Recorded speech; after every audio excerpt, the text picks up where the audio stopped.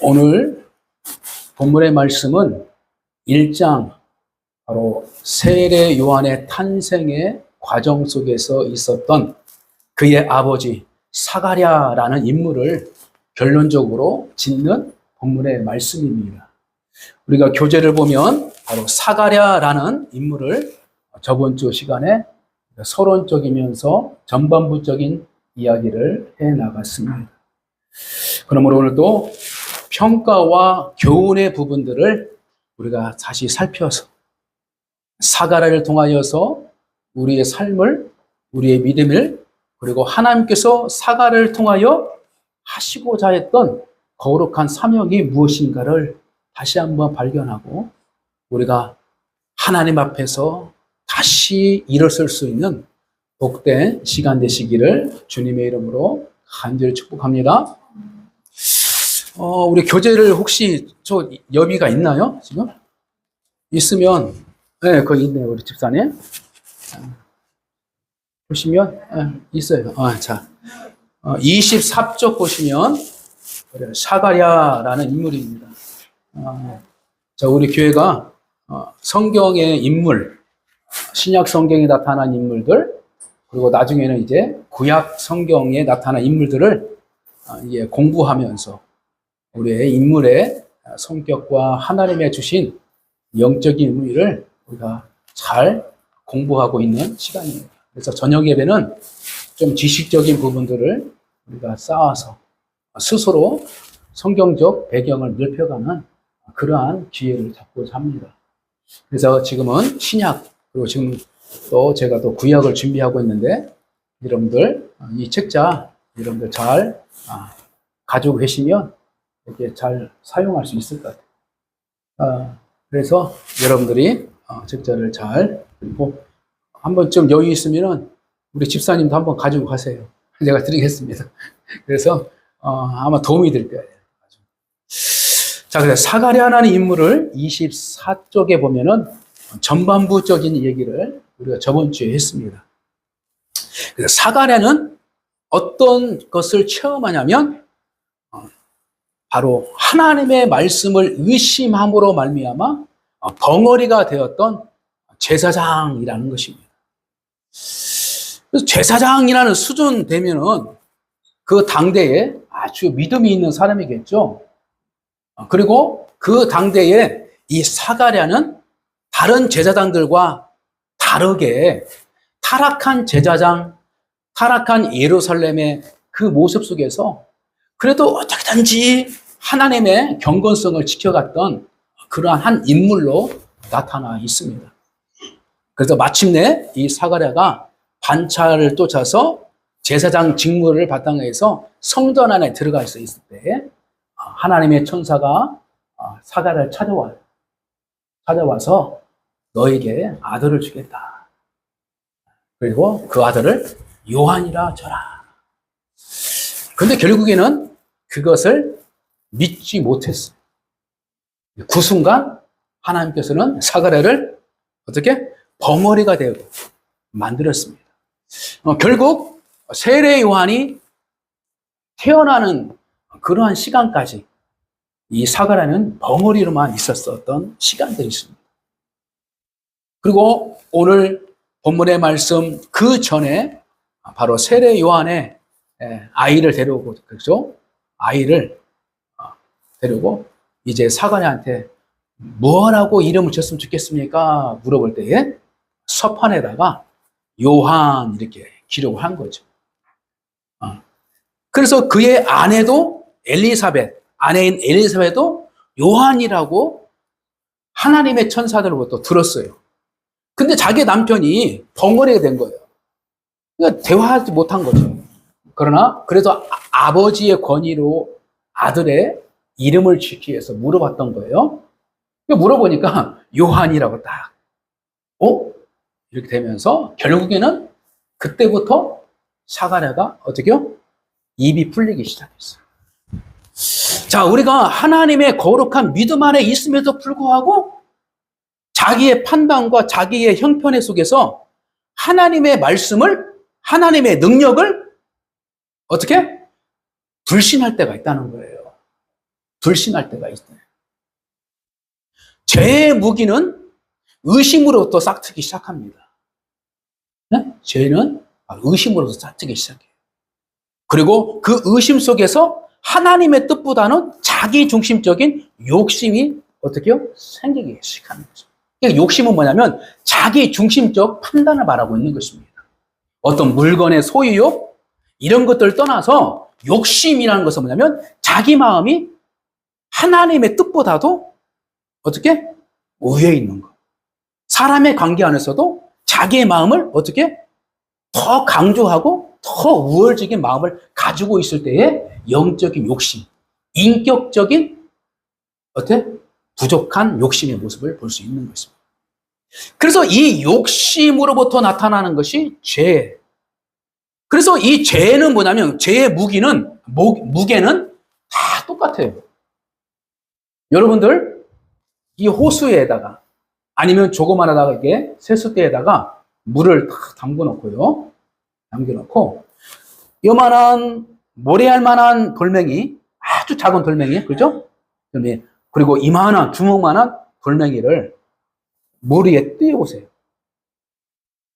다 가라앉죠? 그죠? 뭐 큰 바위돌만한 무게만 바닷속에 던지면 물이 가라앉는 게 아니라 주먹만한 돌멩이도 바다에 던지면 가라앉게 돼 있어요. 이것은 뭐냐면 죄의 무게는 큰 죄나 작은 죄나 하나님 앞에서는 기뻐하지 않는 것입니다. 그래서 죄의 무게는 차이가 없습니다. 죄 그 자체가 하나님께서 기뻐하지 않는 거예요. 그래서 우리가 조그마한 죄, 이것은 아무것도 아니다. 이것이 아니라 우리가 사소한 것들 중에서도 하나님께서 이것은 죄다라고 할 때는 그것을 마땅히 거부해야 돼요. 거부해야 돼요. 그래서 이 의심도 또한 큰 의심과 작은 의심이 있을지라도 그 이 의심의 무게만큼 뭐이들요? 불신이 생기기 시작하는 거예요. 하나님의 뜻을 거부하기 시작하는 거예요. 그래서 오늘 오전에 이런 말을 했죠. 믿음이 100% 믿음을 가지고 있었는데 자기도 모르게 어떤 인생의 고난과 역경 속에서 그것을 맞아들면서 의심이 조금씩 생기는 거예요. 아니, 하나님이 사랑하신다면서 왜 이런 일이 생겼을까? 하나님이 전능하신 하나님인데 왜 우리 가정에 이런 일이 있었을까? 하나님은 복이 하나님이신데 왜 우리 가정에 이 어려움을 주실까? 그러면서 그거에 대해서 나의 판단이 하나님의 뜻과 하나님의 의도를 바라보지 못하고 내 생각에 의심이 생기고 내 마음까지 의심의 뿌리가 내리기 시작하면 그것만큼 믿음의 무게와 능력은 사라진다고 하는 거예요. 소멸, 곧 성령을 거스리는 것, 성령을 소멸하는 것은 뭐냐면 믿음의 능력을 그만큼 소멸하기 시작하는 거예요. 그래서 어떤 사람은 100% 믿음을 가지고 있던 순수한 믿음의 삶이 있었는데 어떤 일을 통하여서 20% 믿음이 사라졌어요. 그러면 그 20%의 공간은 무엇을 채워져요? 의심으로 채워지는 거예요. 의심으로. 그래서 이 사단, 사막의 권세들은 끊임없이 우리에게 조금이라도 틈만 보이기 시작하면 하나님과의 관계가 틈만 보이기 시작하면 그 틈으로 뭘요? 의심의 생각과 부정의 생각과 하나님에 대한 의도를 바라보지 못하고 깨닫지 못하게 만들기 시작해요. 그래서 단적으로 이 사가랴는 그 의심의 결과로 하나님께서 그 의심의 상태에서 그대로 놔두면 계속 부정적인 이야기를 함으로 말미암아 하나님의 뜻이 이루어지지 않을 수 있는 부분이 있기 때문에 아예 하나님께서 어떻게 해요? 벙어리가 만들어요. 벙어리. 그리고 우리가 이 이삭이 태어날 때도 그렇죠. 아브라함의 아내 사라죠. 사라가 아브라함에게 하는 얘기를 해요. 천사가 당신에게 아들을 낳겠습니다. 그냥 그 말을 지나가다가 궁에 듣는데 그 말 들어요. 그래서 사라가 어떻게 해요? 웃었어요. 웃었어요. 그 웃음이 뭐예요? 하나님의 능력을 의심하기 시작하고 못 믿은 거예요. 왜? 자기의 몸은 다 끝났으니까. 육체적인 나이로, 육체적인 건강으로 어떻게? 아이를 가질 수 있는 상황이기 때문에. 똑같이 사가랴도 자기의 부부의 이 상태가 건강이 좋지 않는 모든 상태임을 둘이 알고 있었단 말이에요. 그러나 아들에 대한 소망은 가지고 있었던 거예요. 근데 그 소망을 가지고 있던 것들을 하나님께서 들어주시겠다고 말을 하니, 근데 막상 그 말을 하니까 사가랴가 믿지 못한 거예요. 왜? 내 아내의 몸 상태를 알고 나의 상태를 알기 때문에. 그래서 하나님께서 봉을 해요. 자, 후반부로 넘어가서 이러한 사가랴가 세례 요한을 위한 하나님의 준비된 가정의 역사였다는 것을 분명하게 말하고 있는 것입니다. 그래서 우리는 혼자 하나님의 뜻을 이루어가는 것이 아니라 나를 누군가가 하나님의 뜻을 이루어갈 수 있는 믿음의 공동체를 만들어 주시는 거예요. 그게 뭐예요? 가정이라는 것입니다. 가장 중요한 것이 우리가 가정이에요. 그래서 우리가 믿음의 1세대, 믿음의 2세대 이 가정 속에서 가장 내가 마지막까지 내가 끝끝내 사명을 붙잡을 수 있는 것은 뭐냐면 자기 자녀들로에게도 자기의 믿음의 수준 이상만큼 그들에게 믿음을 심어주고 하나님에 대해서 가르치고 하나님의 뜻을 어떻게 넘겨줄 수 있는 그러한 사명이 제1이라는 것이에요. 자녀들이 돈을 많이 벌고 자녀들이 건강해 보이고 이것보다는 자녀들이 하나님의 뜻을 발견하고 하나님의 뜻을 가지고 살고자 하는 그러한 일들을 하도록 부모는 그것이 가장 중요한 거예요. 그래서 영적인 지도자, 믿음의 신앙 공동체는 우리가 이 세상에서 어떻게 하면 하나님의 그 목적을 이루기 위한 그 목적이 최우선순위지, 교회 나와서 생활이 윤택해지고 교회 나가서 사업이 잘 되고 교회 나와서 뭐들 되고, 이것은 우선주기가 아니라 그것은 하나님께서 우리에게 육체적으로 필요한 것들을 그리고 나눠줄 수 있는 것들을 풍요롭게 할 수 있는 것이지, 중요한 것은 그 믿음의 공동체를 통하여 하나님께서 하고자 하는 목적이 있다는 것입니다. 그래서 이 사가랴는 누구 때문에 존재하고 있어요? 원래는 세례 요한을 위해서 하나님께서 그에게 은혜를 베풀어 주시고 그를 통하여서 세례 요한을 어떻게 이 세상에 나오도록 하나님께서 계획하신 것입니다. 그래서 오늘 본문 말씀은 사가랴가 이 세례 요한에 대해서 애언적 축복을 하는 거예요. 축복하는 그러한 내용이라는 것입니다. 자, 그래서 첫 번째로 우리가 평가와 교훈의 내용을 통하여서 어떻게 준비되어 나가야만이, 어떤 인생의 믿음의 준비로 나가만이 축복할 수 있는 믿음의 인격, 하나님의 믿음의 공동체, 더 나아가 믿음의 가장이 될 수 있느냐. 이것을 오늘 이 인물을 통해서 우리가 살펴볼 수 있는 것입니다. 약 5가지인데 이 5가지만 우리가 간단하게 살펴보고 우리가 시간을 마치겠습니다. 자, 평가의 교훈의 첫 번째. 자, 같이 한번 읽습니다. 시작. 주의 사자가 사가랴에게 나타난 시기는 사가랴가 당시 제사장 계급의 대다수를 차지했던 타락한 사도 개인들과는 달리 묵묵히 자신의 직무에 충실하게 제사 직무를 행하고 있을 때였다. 이와 같이 하나님께서는 세상과 야합하지 않고 묵묵히 자신의 직분에 충실한 자를 축복하신다. 우리 성도들도 각자의 이치에서 주께서 맡기신 일을 충실히 감당할 때에 하나님께서는 더 큰 일을 맡기시고 종국에는 생명의 면류관을 허락하실 것이다. 아멘. 자, 우리가 세상에 대해서 의식하지 말고 가장 의식하고 생각하고 마음에 두어야 할 그 한 분은 누구요? 하나님이에요. 그리고 하나님이 구체적으로 우리에게 사랑의 하나님으로 나타나신 분, 이루어진 분이 예수 그리스도. 그리고 그 예수 그리스도를 구체적으로 우리가 이 땅에서 같이 함께 살아가도록 하나님께서 동행해 주신 것이 성령 하나님이시에요. 그리고 그 성령 하나님께서 하나님의 뜻을 잘 가르쳐 주시기 위해서 가장 핵심 요약적인 정리가 해둔 것이 뭐냐면 성경의 말씀이다라는 것입니다. 그래서 우리가 말씀을 통하여 성령의 가르침을 받고 성령의 가르침을 통하여서 예수께서 하나님의 말씀을 이행하셨던 것을 우리가 결단할 수 있고 그 결단하는 그 힘에 의해서 우리도 하나님 앞에 하나님의 자녀로서 정정당당하게 축복할 수 있는 그러한 인물로 세워질 수 있다는 것입니다. 그러기 위해서 사가랴처럼 하나님을 의식하면서 경건의 삶을 잘 유지해 나갈 수 있는 그러한 우리의 지혜가 필요하다.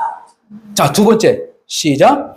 주의 사자의 수태고지를 받은 사가랴는 자신과 부인의 나이 든 것 때문에 이를 의심하였습니다. 참으로 자녀 얻음을 위해 오래도록 기도했던 그가 또한 하나님 앞에 의인하고 칭함받은 그조차도 하나님을 의심하는 것입니다. 이는 하나님을 잘 섬긴다 하면서도 내 형편과 이성으로 납득이 안 갈 때 하나님을 의심하는 우리의 모습을 여실히 보여준다. 그러나 사가랴의 이 같은 의심에도 불구하고 하나님은 그 일을 반드시 행하셨다. 이처럼 오늘날 우리가 내가 의심하는 그 일도 하나님이 약속하신 것이라면 분명히 성취되실 것이다. 또한 본문의 사가랴처럼 우리가 때때로 우리의 간구가 더디 이루어진다 하여 그 응답조차 포기했을 때에도 하나님께서는 그 기도를 기억하사 자비를 베푸신다는 사실을 명심해야 한다. 아멘. 자, 믿음의 수준을 높여 나가는 것은 우리가 최선의 모습이지만 아직도 우리는 연약한 존재이기 때문에 믿음을 소멸해버리는 우리의 언어 생활, 믿음을 상실해버리는 우리의 잘못된 생각들, 이런 것들이 우리에게 억눌려 있다는 거예요. 그래서 이 제사장, 그 직분에 충실하게 나가고 있는 그 사관원마저도 자신의 형편과 판단할 때는 하나님의 능력을 제한하는, 그렇죠? 믿지 못하는 그러한 착오가 있다는 거예요. 그러나 중요한 것은 그럼에도 불구하고 하나님의 계획이 사가랴를 통해서 이루어야만이 세례 요한이 예수보다도 6개월 먼저 이 땅에 탄생, 곧 출생하여서 예수님을 위해서 먼저 해야 될 그 계획이 있었다는 거예요. 그래서 하나님께서는 사가랴를 의심도 하고 뭐 있고 해서 버려버린 것이 아니라 단지 충격요법, 벙어리를 되게 할 뿐, 그러나 하나님께서는 그에게 그 일을 하도록 진행하셨다는 거죠. 그래서 우리가 하나님으로부터 버림을 받는 것, 하나님으로부터 관심 밖으로 사라지지 않도록 우리의 믿음은 연약하지만 그래도 하나님을 붙잡고 있는 믿음의 자세가 필요하다는 것입니다. 그것이 뭐예요? 그래도 주일이면 예배 드리려고 하는 그런 믿음의 자세가 필요하다는 거예요. 그렇잖아요. 우리가 명절날, 어떤 추석 명절, 생일날 멀리면 우리가 나를 낳아주신 그 부모를 기억하고 내 태생의 근원이지 그곳을 찾아가는 것이 정말 어떤 인간에서 도리지만 영적으로 보면은 그게 가장 어떻게요? 행복을 할 수 있는 거예요. 가장 평안. 그래서 우리가 하나님 안에 있을 때, 예수 그리스도 안에 있을 때에 진정한 평안을 누릴 수 있는 것입니다. 그래서 우리가 영적인 평안을 누리기 위해서 하나님의 뜻을 오해하지 말고 하나님의 엄포, 하나님의 징계를 오해하지 말고 오히려 하나님이 나를 사랑하시기 때문에 내 가정에 이런 징계가 있었구나. 근데 그 징계가 오직 하나님의 사랑 때문인가 아니라 나의 실수적인 모의 때문에 그것이 있는 거예요. 그래서 그 실수를 더듬어서 하나님의 사랑을 더욱더 깨닫고 더 강하고 건강한 믿음의 가정으로 건강한 성도로 세워나갈 수 있는 것입니다. 그래서 비 온 뒤에 땅이 더, 그렇죠? 굳어진다라는 그런 속담이 있는 것처럼 여러분들 인생 이 힘든 여정이 다 있는 거예요. 그러나 그 힘든 여정을 내 생각으로, 내 판단으로 판단하지 말고 하나님의 입장으로 판단한다면 더 좋은 것을 주시기 위해서, 더 귀한 것을 주시기 위해서 그러한 시간과 역경이 있었다는 것을 알게 된다는 것입니다. 왜? 하나님은 포기하지 않으신다. 할렐루야. 그래서 우리가 하나님이 나를 포기하지 않는 것을 믿고 구원의 은혜를 날마다 지키는 성도가 될 줄 믿습니다. 자, 세 번째로. 자, 시작. 당대의 의인으로 널리 알려진 사가랴도 주의 사자를 통해 예언된 하나님의 말씀을 의심하여으로써 벙어리가 되는 징계를 받았다. 이처럼 인간의 의로움은 한계가 있으며 더더욱 불신앙과 죄로부터 완전히 자유로울 수 있는 인간이란 하나도 없다. 이러한 인간의 속성을 생각할 때에 무음하신 그리스도께서 어찌할 수 없는 죄인 우리들에 의해 대속 제물이 되사 구원을 얻게 하신 사건은 그야말로 복음이 아닐 수 없다. 또한 이를 생각할 때 우리가 어찌 하나님께 감사하지 않겠는가? 아멘? 자, 이 말은 제가 해석해 주고 더 이상 설명은 안 해도 여러분들은 잘 이해할 줄 믿습니다. 자, 네 번째, 시작. 불신앙으로 말미암아 벙어리가 된 사가랴가 천사의 지시대로 아들의 이름을 요한이라 지었을 때 비로소 입이 열리고 말을 하게 되는 역사가 일어난다. 이를 통해 우리는 하나님께서는 성도의 순종을 지극히 기뻐하심을 깨닫게 된다. 이에 우리는 무엇보다도 하나님의 말씀에 순종하는 것이 우리의 본분임을 기억하여 주의 말씀 아래 겸손히 부복하여야 하겠다. 아멘. 자, 하나님은 나를 잘 아시는 거예요. 그렇죠? 더 나아가 이 세상을 다 아셔요. 아시는 분이 나에게 무엇을 부탁하고 하라고 한다면 그것은 뭐예요? 옳은 일이에요? 할 수 없는 일이에요. 하나님이 할 수 있기 때문에 어떻게?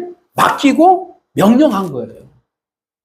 그래서 우리는 하나님의 말씀이라면 그 전제에 따라서 순종해야만이 내 영혼이 복된 거예요. 하나님의 말씀입니다. 그냥 일개 양일곱 목사의 말이라면 여러분들 스스로 판단하는 거예요. 아니, 할까 말까? 그래도 아무 의미 없어요. 왜? 나는 부족한 사람이기 때문에. 그렇죠? 부족하기 때문에. 그러나 제가 여러분을 통해서 권면하고 부탁하는 것들이 하나님의 음성으로 듣고 하나님의 말씀이라고 믿어지면 그것은 뭐예요? 내가 해야 할 믿음의 행위란 거예요. 그런데 우리는 어떡합니까? 판단하기 시작하는 거죠. 내가 말한 말을 판단한 것이 아니라 환경을 보고 판단하기 시작하는 거예요. 그렇잖아요. 환경을 보고.